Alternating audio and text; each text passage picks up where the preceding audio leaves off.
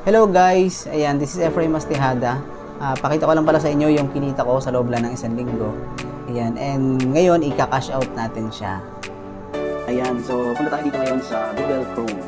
And ayan, makikita nyo, search lang natin, control login. And lalabas itong login, so click lang natin siya. Then, maglalagin tayo. So, lagay tayo dito. Ayan. Ito naman is secured siya, kahit malaman yung password or malaman yung username. Is secure pa rin siya kasi bakit? Merong OTP na darating para ma-login yung account. So kung malaman yung password, tapos hindi naman malalaman yung OTP, so hindi pa rin siya ma-open kasi secure talaga siya kasi bakit? Gawa ng wallet. Ayan. So ayan o. And makikita nyo, ayan. So this is my account. And then pag dito sa my earnings, makikita nyo, ayan na yung total income. Diba? So gagawin natin, ayan, meron pa tayong gift card. 2,000 so cash out natin siya. Ayan, dito sa cash out 22,350. So ito-cash out natin siya bank transfer. Then pag naklik natin itong cash out, so automatic papasok siya sa ating bank account. And then proceed. And after natin mag-cash out pala guys, ayan, nag-email na sa akin pala yung BDO agad-agad after 1 day lang. So ganun kabilis. And ngayon i-withdraw na natin siya.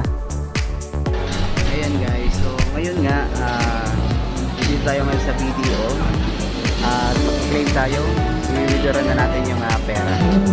Let's go!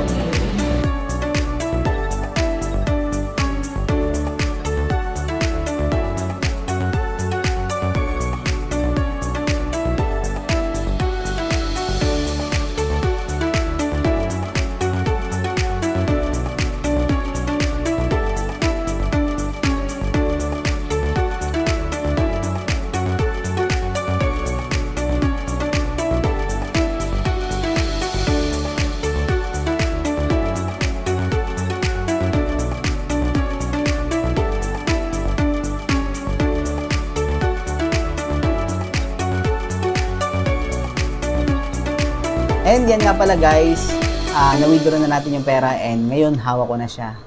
Ayan, so ang sarap hawakan guys kasi nung nag-work ako, hindi naman ako kumikita ng ganito. Hindi naman ako nakakapagtabi ng ganito kalaking pera.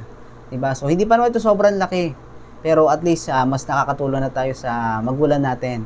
And syempre pang dagdag ipon na rin.